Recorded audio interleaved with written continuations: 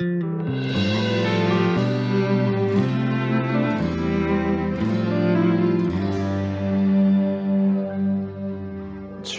말씀하시면 내가 나가리다. 할렐루야, 성도 여러분 반갑습니다.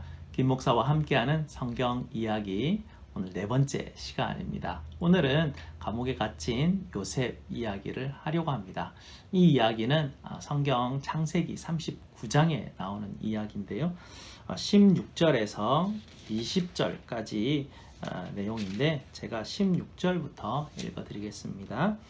그의 옷을 곁에 두고 자기 주인이 집으로 돌아오기를 기다려 이 말로 그에게 말하여 이르되 당신이 우리에게 데려온 히브리 종이 나를 희롱하려고 내게로 들어왔으므로 내가 소리질러 불렀더니 그가 그의 옷을 내게 버려두고 밖으로 도망하여 나갔나이다. 그의 주인이 자기 아내가 자기에게 이르기를 당신의 종이 내게 이같이 행하였다 하는 말을 듣고 심히 노한지라. 이에 요셉의 주인이 그를 잡아 옥에 가두니 그 옥은 왕의 죄수를 가두는 곳이었더라. 여러분 요셉 이야기 다 잘 알고 계시죠? 요셉이 형들의 질투로 인해서 미디안 상인들에게 노예로 팔리게 됩니다. 그리고 요셉이 이집트 파라오의 친위 대장인 보디발의 집으로 이제 노예로 팔려오게 되죠. 보디발이 팔려온 노예 요셉을 가만히 지켜보니까 와, 완전히 굴러들어온 복덩어리 아니겠습니까? 뭘 시키기만 하면 남들보다 몇 배나 일을 잘하니까요. 근데 여기에는 숨겨진 비밀이 있습니다. 오늘 39장 앞부분 내용을 보면요, 여호와 하나님께서 그와 함께 하셨다고 합니다. 그리고 그의 범사에 형통하게 하셨기 때문이다 라고 그 비밀을 이제 우리에게 보여주고 있는데요. 이 보디발이 이런 능력자 복덩어리인 이 요셉에게 자기 집을 운영하는 이 총무직을 맡기면 좋겠다 싶어서 한번 맡겨 보았습니다. 그랬더니 그의 집과 밭에 막 하나님이 축복을 부어 주시니까 복이 막 넘쳐 흐르지 않겠습니까? 그랬더니 이 보디발이 이 요셉은 정말 신뢰할 만한 사람이구나 라고 해서 요셉에게 모든 것을 이제 맡길 정도로 요셉을 굉장히 이제 신뢰하게 됩니다. 이렇게 보디발이 요셉을 누구보다 신뢰하고 있었는데요. 오늘 이야기를 들어보니까 이 보디발이 요셉에게 막 너무나 분노하여서 왕의 이제 죄수들을 가두는 그 옥에 이제 가두어 버리게 됩니다. 이 보디발의 아내가 그녀의 손에 들고 있었던 그 옷이 도대체 뭐 그렇게 크게 문제가 있었길래 보디발은 이토록 분노해서 요셉을 왕의 감옥에 가두었을까요? 우리가 이 부분은 당시 이제 고대 이집트 사람들이 입었던 옷의 종류, 또 그리고 그 당시 사람들이 살았던 이 집의 구조를 좀 우리가 이해하고 들여다보면 오늘 이야기를 훨씬 더 쉽게 이해할 수가 있습니다. 요셉은 대략 기원전 한 19세기 정도 이제 고대 이집트 중왕국 시대라 하는 그런 역사 속의 삶을 살았던 사람입니다. 당시 상황이 사람들이 어떤 옷을 입었는지 어떤 생활상을 하는지 굉장히 오래 시간이 지났지만 다행히도 그 벽화에 잘 보존이 돼 있어 가지고요, 당시 사람들의 모습들을 보게 되는데요. 이 사진 한번 보시기 바랍니다. 대략 당시 이런 이제 벽화들이 있는데 이 벽화에 나오는 사람들이 이런 옷을 주로 입었죠. 이런 복장의 옷을 이제 입고 다녔는데요. 이 당시 상황 그 지역이 고온 건조한 사막 기후 아니었습니까? 그래서 당시 사람들은 옷을 굉장히 간편하게 입는 편이었습니다. 이 남자들이 신분에 따라서 이 옷의 길이 또 장식들이 조금씩 달랐지만 기본적으로는 이 천 하나를 허리에 이렇게 둘러서 묶는 그런 형식의 옷을 입었습니다. 요셉도 당시에 이런 옷을 입고 그의 일을 했겠죠. 그리고 요셉이 일하던 보디발은 귀족이었기 때문에 당시 귀족들이 사는 2층 집 규모의 아마 대저택이었을 것입니다. 이 사진을 한번 보시기 바랍니다. 아마 이런 구조로 되어 있는 대저택이었을 텐데요. 무더위를 식히기 위해서 저택 안에 수영장도 있었을 것이고요. 특별히 이제 더위를 피하기 위해서 이 재료를 흙벽돌을 구워서 이제 쓰는 그런 어떤 집 구조, 집을 이제 재료 그런 그 흙벽돌로 집을 지었었는데요. 이렇게 집을 지었기 때문에 낮 동안에 이 뜨거운 햇빛을 이제 피할 수 있었다고 합니다. 특히 이제 이 사진에서 보시게 되면 뜨거운 햇빛을 피하기 위해서 창문의 크기를 아주 작게 만들었습니다. 그리고 창문이 작을 뿐더러 어떤 방은요, 창문이 아예 없는 그런 방도 있었습니다. 그러니까 대낮에 그 저택 안에는 아주 어두운 공간들이 많이 있었습니다. 그래서 그 안에 들어가면 이제 대낮에 뜨거울 때에도 시원함을 유지할 수 있었겠지 않습니까?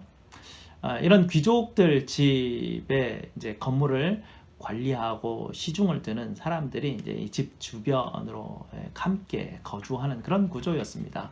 이 요셉의 주요 임무 중에 하나가 이 큰 집과 하인들을 관리하는 일이었습니다. 오늘 성경 이야기 이 장면에서 보디발의 아내가 도망가는 이 요셉을 향해서 막 소리를 질렀지 않습니까? 그럴 때 여러 하인들이 이제 집 주변에서 일을 하고 있었으니까 상황을 이제 다 보는 아마 그런 상황이라고 예상할 수 있습니다.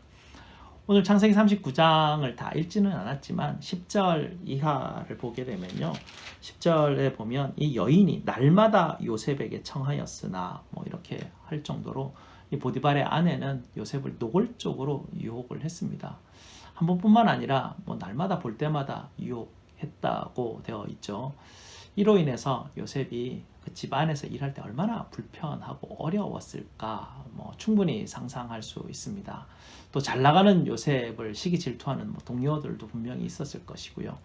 이 보디발의 집 안에서 자기의 직무를 수행하는 것이 굉장히 생각보다 쉽지 않은 일이었을 것입니다.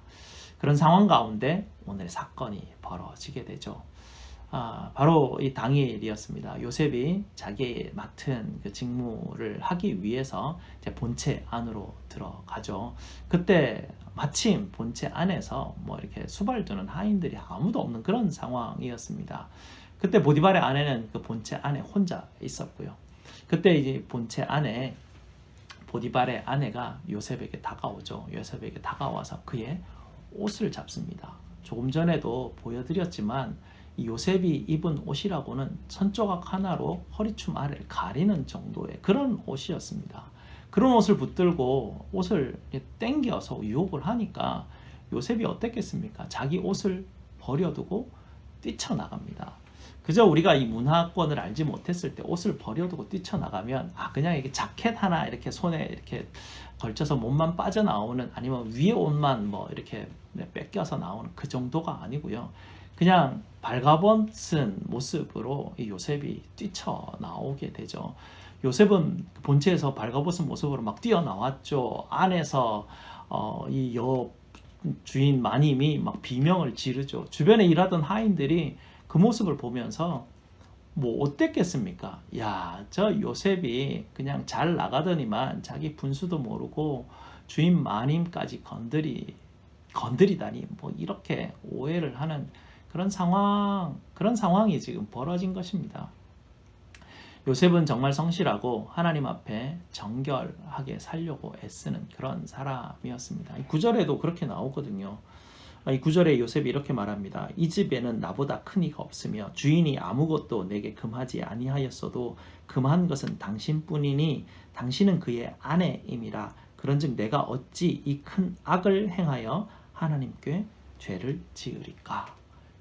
이런 마음을 가진 사람이 요셉입니다. 우리는 이런 성실하고 하나님 앞에 정결하고 애쓰는 사람으로 살아서 주께서 복을 주실 때가 있지만 참 인생이 복잡하게도 어려운 일을 또 직면하게 되기도 하죠. 요셉은 우여곡절을 많이 인생 가운데 겪게 됩니다. 여러 가지 상황들이 계속해서 무쌍하게 변화가 되는데요. 요셉의 인생 가운데 변하지 않는 한 가지 사실이 있었습니다. 그것이 무엇이냐면 요셉이 처음에 노예로 팔려올 때도 요셉에게 변하지 않는 사실은 하나님이 그와 함께 하셨다는 것이죠. 보디발의 집에 팔려왔을 때도 하나님은 그와 함께 하셨습니다. 지금 일이 벌어져가지고 왕의 감옥에 갇혀 들어가는데도 하나님이 그와 함께 하신다는 사실은 변하지 않는 사실이었습니다. 우리도 여러 가지 변화무쌍한 그런 상황이 바뀌는 그런 삶을 살아가게 됩니다. 그리고 우리 일상에서 여러 오해도 받으면서 삶을 살아가게 되죠. 우리 인생들이 가지고 있는 여러 가지 나쁜 버릇들 중에 하나가 다른 사람에 대해서 쉽게 오해하는 그런 부분들입니다. 요셉이 이렇게 발가벗고 뛰어나갈 때 사람들이 무엇을 봤습니까? 발가벗은 모습, 주인 마님의 비명소리, 두 가지만 가지고 사람들은 모든 이야기를 다 구성해버리고 그냥 그걸 사실로 다 받아버리고 믿어버리지 않습니까? 아무리 해명하고 아무리 설명해도 이미 사람 머리에 박혀버린 그 오해는 정말 바꿀 수가 없습니다. 정말 얼마나 억울하고 얼마나 답답한 일이겠습니까? 아마도 이것은 안 당해본 사람이라면 정말 이해하지 못할 그런 억울한 일입니다. 하지만 여러분, 이 상황은 늘 변하지만 이 변하지 않는 것, 하나님이 늘 여러분과 함께 하신다는 사실, 이 사실을 잊지 마시기 바랍니다. 그리고 여러분과 함께 하시는 그 하나님은 항상 여러분을 하나님의 영광을 위하여서 여러분을 인도하신다는 사실을 믿으시기 바랍니다. 또 다른 한편으로 오늘 이야기를 통해서 우리가 한 가지 적용할 부분이 있는데요. 저도 오해당하는 일들을 몇 번 당하면서 저 자신에게 몇 가지 원칙을 가지고 있습니다. 내 눈에 보이고 들리는 대로 한 사람을 판단하지 않는다라는 것이죠. 분명 저분에게 무슨 피치 못할 사정이 있을 거야 라고 생각하면서 기도하고 기다리다 보면 어느새 제가 오해하던 여러 가지 문제들이 풀려지고 내가 오해했구나, 내가 잘못 생각했구나 라는 것을 깨닫게 되고 실수를 안 하게 됩니다. 어떤 상황 가운데서 어떤 이야기 한마디를 듣거나 한 장면을 보게 되면 우리는 갑자기 화도 나기도 하고요, 섭섭하기도 하고요, 미워지기도 하고요, 이런 일들을 우리는 경험하게 되죠. 그럴 때마다 우리가 거기에 다 반응하지 말고요, 아마 무슨 이유가 있을 거야 라고 생각을 하면서 진정하고 우리가 기도하면서 기다리게 되면 우리는 상대방, 우리의 이웃을 향해서 실수를 하지 않게 됩니다. 그리고 하나님께서 이웃에 대하여 거짓 증거하지 마라는 10계명의 9계명을 범하지 않을 수 있는 그런 어떤 기회를 맞게 되죠. 오늘 두 가지인데요.